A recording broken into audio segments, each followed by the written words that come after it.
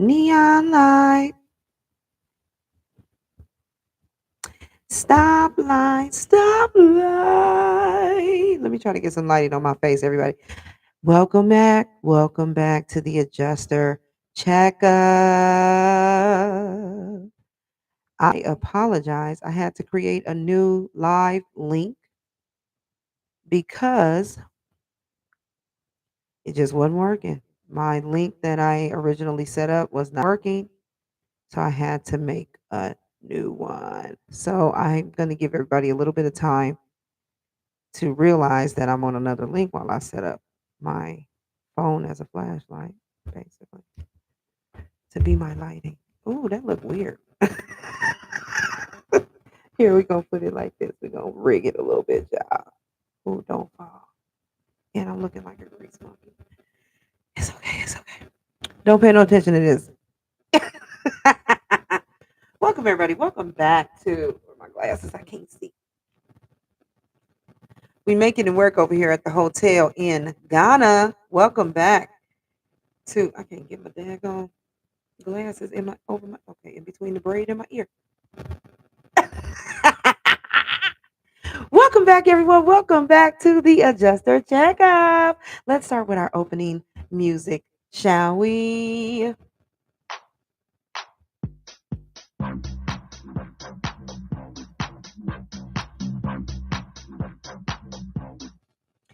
Welcome back to the very last episode of season 2 of the Adjuster Checkup.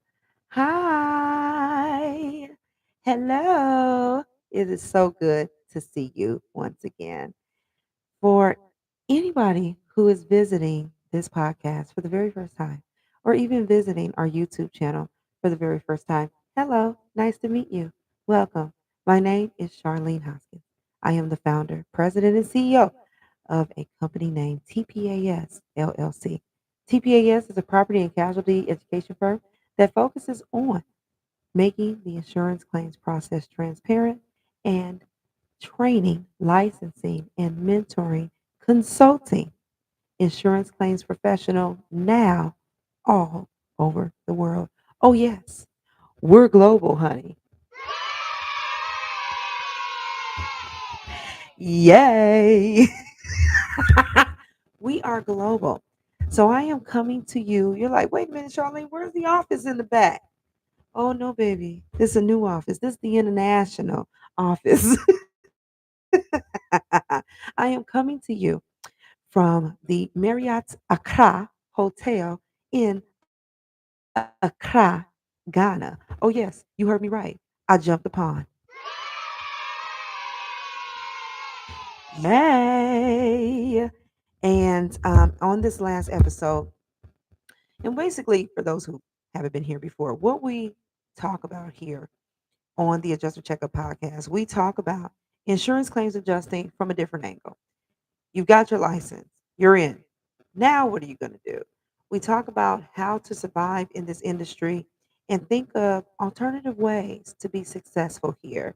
And I try to give a better bird's eye view of everything that this industry has to offer for you and how you can be successful in it. I feel like I put my glasses on, but I feel like you still can't really see me. So let me take these off. I apologize. Okay. Heck, my hair gets stuck. Don't do that. Okay. Okay, you see my eyes now. They might look a little tired because Ghana is 5 hours, you all. Ghana is 5 hours ahead of us. So I am in the future. It is 1 o'clock in the morning here. So we're going to do this podcast. I'm going to be here for a good time, but not a long time. All right. So I can get some of my beauty rest. All right. So, oh my God. I have so many things to say and so little time to say it. So I will do my best to stay focused. We are talking about in this last episode claiming success, celebrating the milestones and achievements. And specifically, I'm going to tell you how I went from being a novice, not knowing anything about insurance or construction, new independent adjuster that was hired during Hurricane Katrina almost 20 years ago to now be a global insurance claims professional, consultant, and trainer in Ghana. Listen, listen.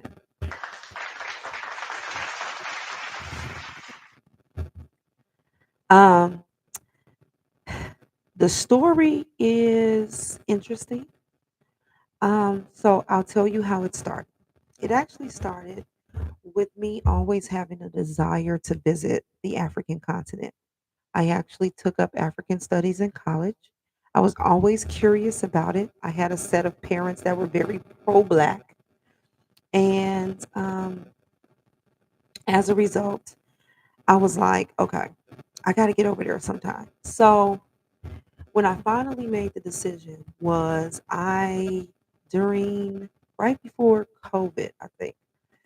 No, during COVID, I was in Chicago. I was working claims and I was climbing up this 1212 roof. I had actually finished the entire inspection, and the insured asked me, "Can you just go look and make sure if I got a leak around my chimney, if there's any shingles missing around my chimney?" And I was like, "Okay, fine, I'll go look." I just really don't like this light because it's over my head, so it's like casting a shadow. And there's literally every light in here is on. There's literally nothing I can do about it. So whatever, I'll just deal with it. Actually, the lights in the back. Pause for the cause, y'all. Let me try to fix this lighting. Hold on. Don't pay attention to the background. Listen, I haven't been the cleanest in this room. Okay, hold on.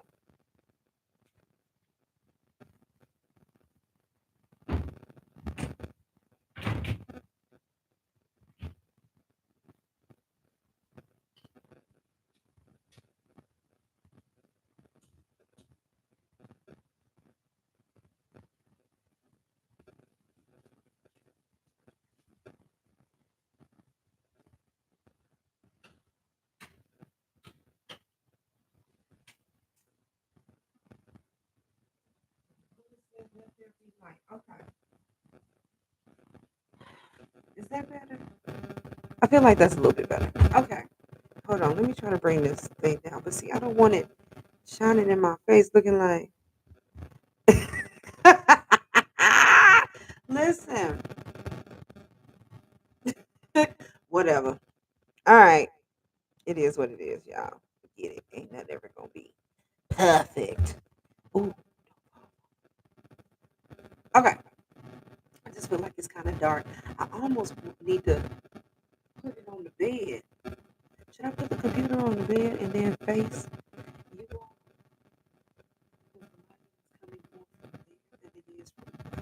From behind me than it is from in front of me. Okay, I'm gonna let it go. It doesn't have to be perfect. It just has to be done. So, um, I ended up injuring myself in that attempt to get up on the roof.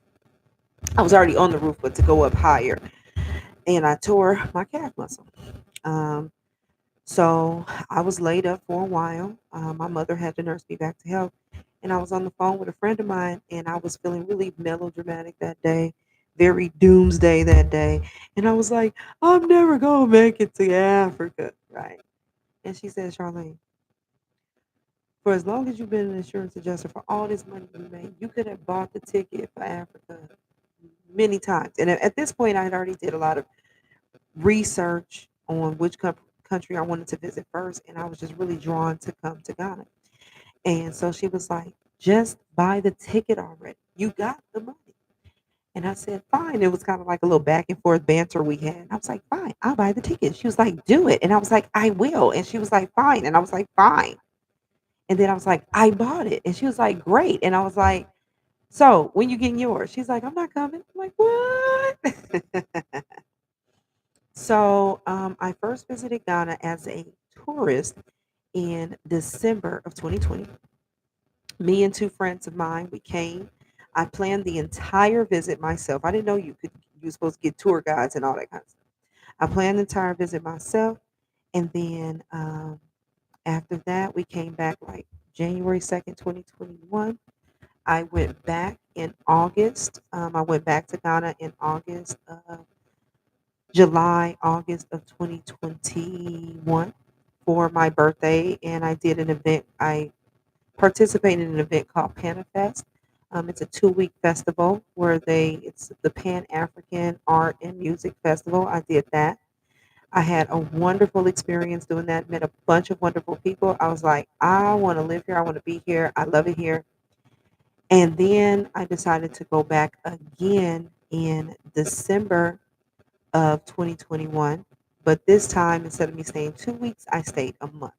I stayed with my business mentor, Dora Chambers. I stayed with her, another one of her mentees, and we got to know each other very well in that process. And I learned about what she does. She learned about what I do. And so she was like, hey, if I ever hear about any opportunities for you for insurance here, I'll let you know. I was like, bet.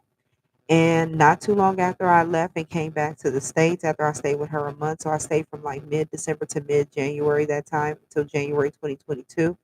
And I was already buying my ticket before I left to come back in the spring of 2022.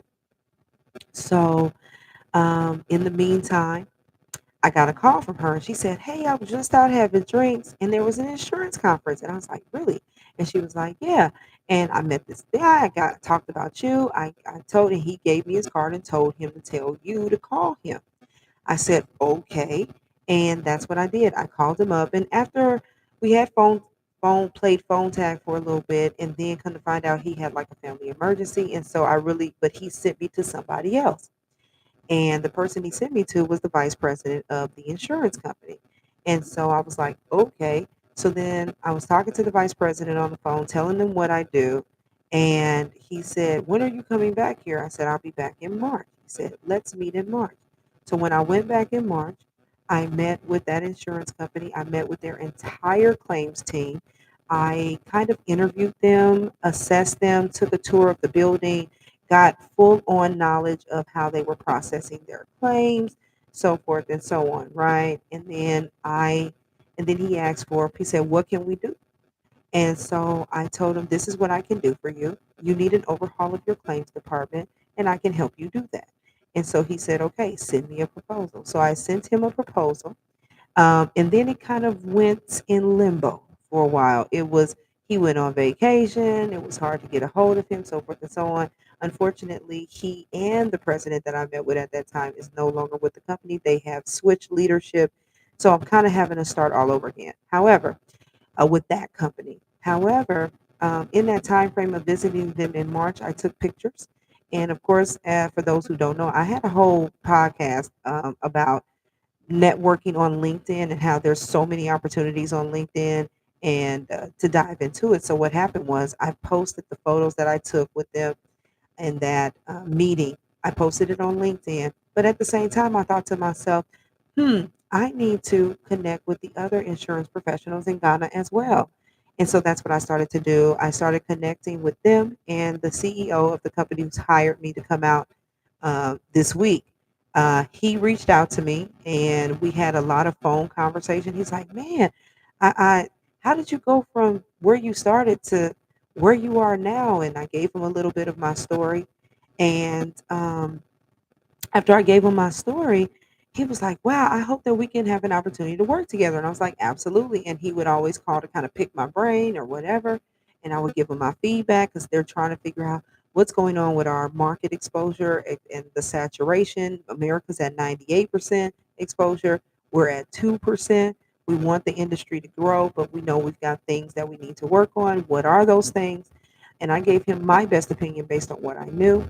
And so at around Christmas time last year, I just decided to just leisurely check on him. Hey, how are you? How's it going? How's the family? Oh, everything is good. Hey, what you doing? Oh, I'm working on the budget. And I asked the question, did you put me in the budget? And he said, oh, no. Send me a proposal. I'll put you in the budget. I sent the proposal. We talked about the details of it. We negotiated a little bit. The proposal was accepted and signed off on. And here we are. So that was in January of this year that we finalized the proposal for me to come to Ghana and teach.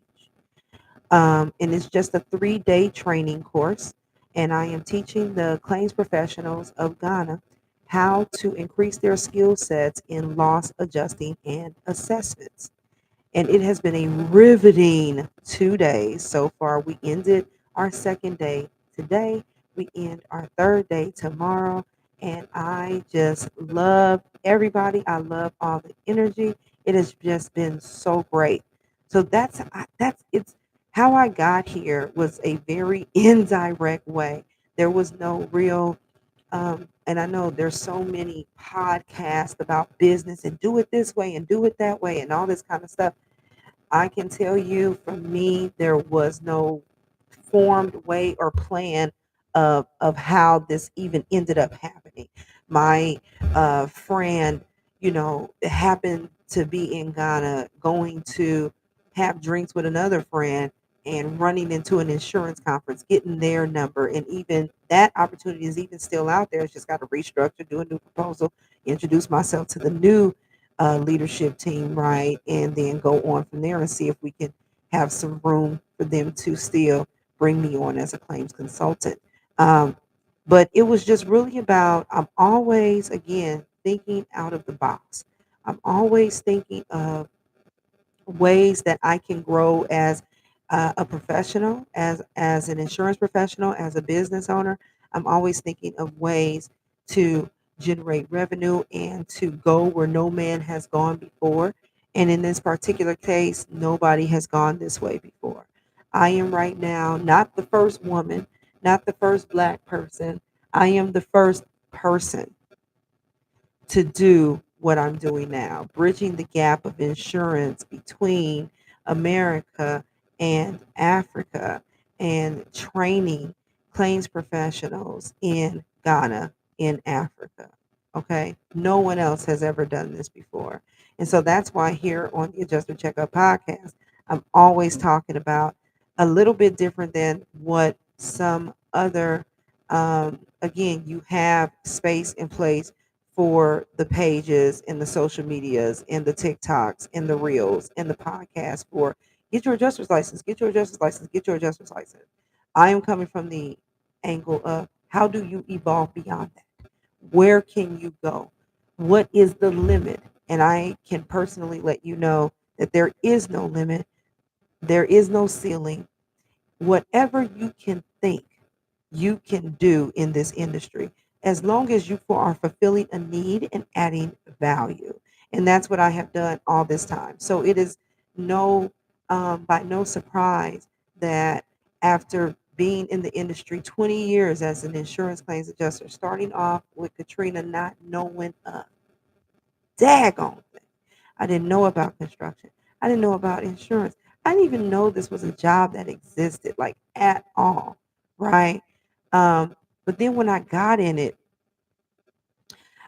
what helped me to stay in this industry for so long and to get this far is that I really had, once I realized what my role was as the adjuster and how that role so strongly affects everything else that is the insurance system, right? Without what we do, um, they don't even know if they've got a good policy or not until they have a claim.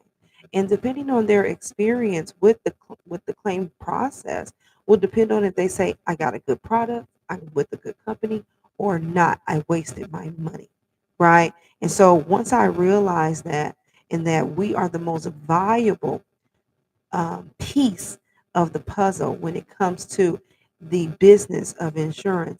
I made it my business to learn everything that I could, to hone in on my skills, to get as sharp as humanly possible so that I could be the best at my job.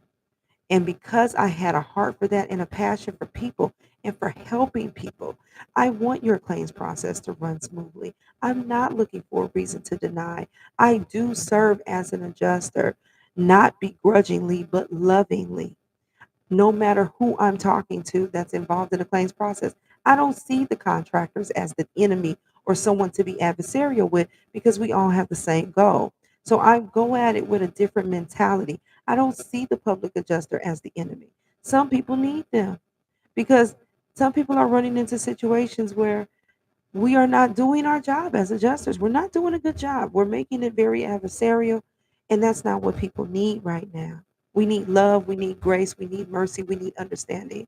We need you to study your policies that you have to adjust claims on and find me some daggone coverage. Okay. So because um yeah, just because I developed a love for the industry. I love it. I respect it. Um, I understand it. I yearn for as much knowledge about it as humanly possible. And so because of that, that has exalted me to a whole nother level and put me in spaces and in places that I couldn't even have imagined. Yeah, when I stayed here a month and I was learning and getting to know other people that were both um, that were part of the diaspora, that were expats, and that were also Ghanaian. And every time I would tell them about, what do you do? What do you? Oh, I'm in insurance. I do insurance claims adjusting. I teach people how to. I train, license, and mentor individuals of how to be claims adjusters, and I consult with insurance companies in America, and I train their staff adjusters. And they say, you bring that over here, you can go far. You can really do something. And the thing is I heard it, and I said, wow, that would be great, right? But I didn't know how to make that happen. But I set my mind toward it, and then I kept moving in that direction. I kept working. I kept my head down. I kept doing what I was doing, that I knew what to do. And by divine intervention, the grace of God, the universe made a way. God made a way, literally out of no way. And so the thing is if you stay on this, if you stick with it, you can go far. But you have to have a real passion for this, a real passion for helping people, a real passion for being an expert at your job, for being the best that you can possibly be with the knowledge that you have access to. It's not enough just to put an estimate together in Civility or Exactimate. What is your construction knowledge? How well do you know how to interpret the policy? How well and fast do you type? Have you looked at your own strengths, weaknesses, opportunities, and threats? Have you done a SWOT analysis on yourself as a insurance claims professional? If not, I suggest you do it. What is SWOT? It is your strengths, S, your weaknesses, W, your opportunities, O, and your threats, T. I would highly recommend you suggest that you do a SWOT analysis on yourself as a professional. And whatever your weaknesses are, address those and get busy. So I know I sound like my energy is really low. One, I'm in a hotel, so I don't want to talk too loud and disturb any of the other guests that might be on the other side of the wall of me. Even though most construction in Ghana, every wall is made of straight up concrete or cinder block, I still want to be respectful. Also, it's 1 o'clock in the morning here. Sis been up teaching all day, so my energy is a little low. But I'm happy. I'm ecstatic. Okay, look at my eyes. But no, this has been we're celebrating this achievement because a lot of times there's a lot of things that I do, and once I achieve it, because I have so many other goals that I have set for myself, I'm like, okay, that's nice, got that out of the way, moving on, and I don't really get to celebrate it. I don't get to commemorate it, and so this is my way of celebrating it. I think I'm about to order some French fries from room service. Yes, at 1 o'clock in the morning, because that's what I got hankering for. But it's something that when we first started with pilot on Hurricane Katrina, we were doing orientation. I think it was Randy Pilot. It was something that he said that my mother heard. It stuck with her, and she has repeated it, and it stuck with me too. He said on that very first day of our orientation, he said, "This career, this job, if you wanted to, it will take care of you and your family for as long as you would like." That gave us hope. Like, so we can do this? Yes. But it's like anything else in life, you're going to get what you give. What are you willing to give? Can you give your time after your full-time job, because you might be transitioning. You might have had a few claims or a few assignments that you got to go back home. I get it. It takes time to get your momentum. Trust me. We all went through it. Even me, starting off in Katrina, being made a team lead on my first assignment, doing a training on my first assignment, and all the things, right? Still, when it was all said and done and I went home, I was not getting phone calls. I just thought they was going to ring. I had a misconception. I thought they were going to be ringing my line. I was sitting over there looking like Kaylani and freaking Cardi B. Like, you don't hit my line no more. Oh, oh, you don't make it ring, ring, ring, ring. And because I had my butt on my shoulders, I'm like, they should be calling me. I ain't calling them. They should know who I am. They don't know who you are. You're another name. You're another adjuster. You're another employee. You don't stand out just yet. You ain't did enough to stand out. That's what I didn't know. And I stood in that very resistant space for almost a year and went back to working regular jobs. It was working regular jobs on minimum wage with regular pay. I was at JC Penney, child, in the clothing department. Listen, I was an administrative assistant. I was like, I don't want this regular money. I want the other money. Uh, until finally I got out of my own way and I called deployment. And I was deployed and had a gig within a week or two after that. Um, so what you give is what you get. Are you willing to sacrifice extra time, possibly losing sleep? And we talk about self-love and all that. Yes, I want you to practice that. But when you don't have the room to do so, you got to do what you got to do. But you work hard so that you can create space where you will have the room to really practice self-love and go to bed when you want to and sleep in and all these kinds of stuff. But when you on your grind, we ain't got no time for sleep. Okay. Mom used to get on me uh, in the beginning because she'd be like, Charlene, we need to go to bed. And I would say, I would be sitting there reading some policy in my bed. I'm like, well, I got to get to know this policy. I got to understand it, Mama. We got to help the people. But she's like, we need to be, I'm tired. I said, we'll sleep when we're dead, you know. And she used to get on me. But the thing is what sacrifices are you willing to make in order to achieve your goal? Because you're going to have to sacrifice something.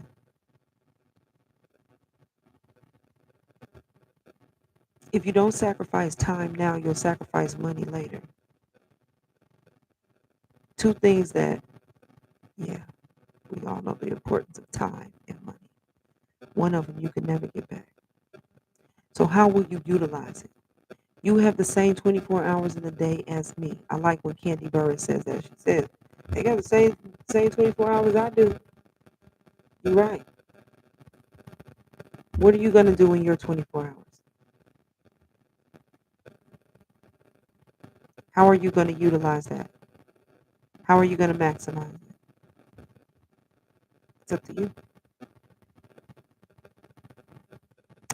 So with that said, I'm going to wrap this up. We are celebrating and claiming success. You are looking at someone just a little bit under 20 years ago who came into this industry fearful, ignorant, not knowing anything about it. And I worked hard. I networked. I hustled. I sacrificed time and sleep. But now I have my own training company and we just secured and are fulfilling our first international contract training insurance claims professionals in Accra, Ghana, in Africa. Don't you tell me what you can't do. All right? If I can do it, you can. There's no difference between you and I. I've been here longer and I made more mistakes. That's the only difference. All right? And you can do this. So, before I wrap it up, you know I got to give that one last time If you are a licensed adjuster and it's time to renew your license and you're looking to get your CEs, but you want to save on costs, go to our partnership website at www.t no www.webce.com/TPAS. Go on that site, set up a free profile, go to the tab that says courses, and then continuing education. Select your state, either your designated home state or your resident licensing state, and then you can select a CE package or individual courses, and it will come with a 10% discount. Can I get a yay?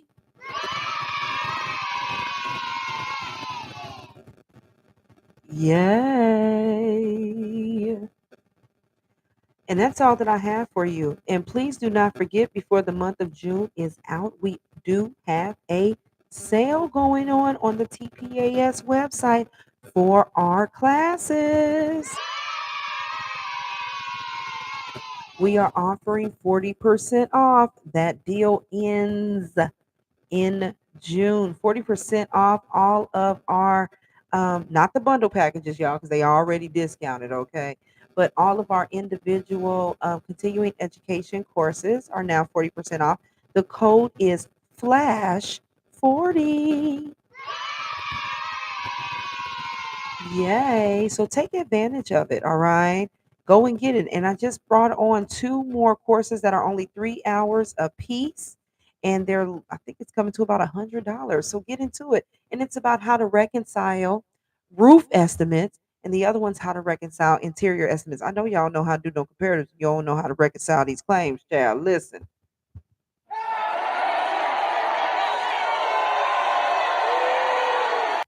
Boo. All right. So, with that said, you all, thank you so much for joining me for another wonderful season of Adjuster Checkup. I hope this season, what was this season about? Listen, help me. I think it was adjusting for success. Oh, longevity. We were talking about adjusting longevity, right? All this season was all about that. So even the moves that I'm making now is ensuring my longevity. I hope that you learned a lot from this season. We're going to take a break and hopefully come back in the winter, fall ish. I haven't decided if I'm coming back in September or October or November just yet. I just need a break, you all, because it's been a lot with everything else we got going on and also committing to the podcast. But in the meantime, we're going to reintroduce our Adjuster Chronicles, and we're going to start doing individual interviews with TPAS trained adjusters who are now successful in the industry, get more of their story, and we're going to be posting those videos here while we're taking a break on Adjuster Checkup. Okay, hello. So I will talk to you all later. Be good to each other, give each other grace, stay sharp, stay positive, stay motivated, and keep adjusting. I'll talk to you all later. Have a good one. Signing off. Bye.